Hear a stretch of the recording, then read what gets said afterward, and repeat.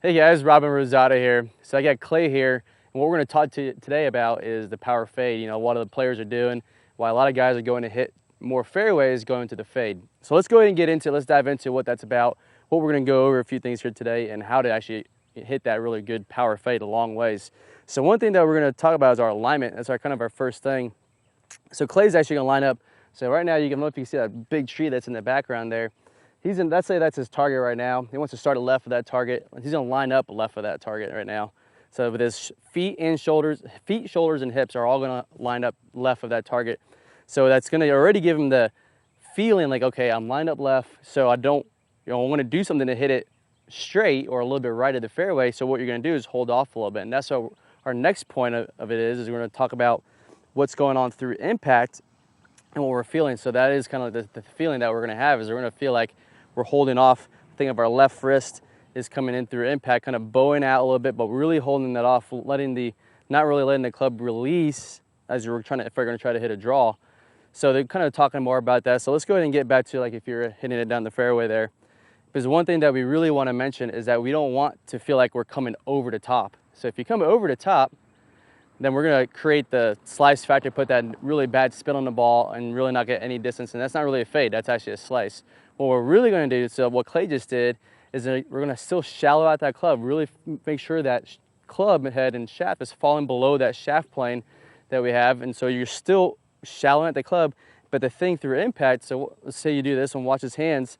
So Clay's hands are actually still moving slightly left, holding onto the club, following those hips and holding off in order to hit that good fade. So let's go ahead and smack one out there, see if we can get one to where it's gonna have a lot of power, a lot of juice, and fade out there a little bit.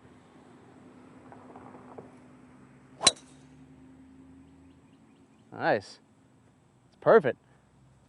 So let's go ahead and take a look at the numbers here off that one. All right, so that was a good one there, Clay. I mean, that was total distance 300 yards, swing speed about 118. And now our club path, this is what we're talking about. Our club path is 4.9, pretty much 5 to the left. So that's exactly what we want to accomplish, with our face-to path being 5.4 out to the right. So it's exactly what we really want to do for a power fade. So it wasn't too much left. You see, like, sometimes the people are swinging like 12 to the left, and then with a lot to the right. So that's creating that slice. This is a perfect little fade. You go see where the flight was, just fell a little bit to the right where we were aiming. So that was awesome. So that's kind of what we want to do, guys. Just go out there, aim left side of the fairway, make it really easy. That's why a lot of those guys out on tour are going with that power fade, so they can really have something controlled, but still go a long ways as well. All right, guys, so good luck working on it. Have fun out there and play well.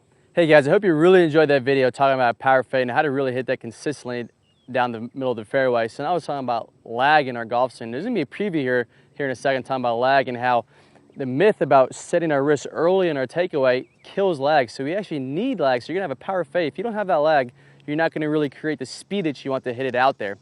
So go ahead and click on the iCard. It's going to play that preview of the lag. It's going to play the full version of the video on our website, plus 5 free bonus videos on there as well. All right, guys, so good luck working hitting those power fades out there, and have fun as always. Hi guys, and welcome back. I'm Clay Ballard, and in today's video we're going to talk about one of the absolute worst drills for creating lag. It's a very common drill that I see. And in this drill, what we're going to do is we're going to set the wrist very early to create an angle of lag, and then we're going to try to hold this throughout the swing. It's one of the worst things that you can do to build lag. I'm going to talk about the science behind why this is the case, and I'm also going to give you a great drill to help you improve your lag, all in this video. Let's go ahead and get started. If I do it this way versus holding that position, exact same thing happens when we're building lag in the golf swing. So what we want to do is throughout the swing, I want to have a very low and wide takeaway. So I'm not going to set my wrist early at all. If you look at a lot of the top players, you look at Adam Scott, very wide takeaway, not very much wrist set at all. You look at Rory McIlroy, you look at Tiger Woods. All these players are using a wide takeaway and not getting very much wrist set, so that later in the swing, as we start down, we can increase this wrist set, and we're really only going to max out this angle of lag for a split second in the downswing. Okay, so a 3-step drill here. Now, as we get started with this, I want to remind you that the fulcrum in this golf club for getting a massive amount of lag is right at the end of the golf club. This is where I want my hinge point to be.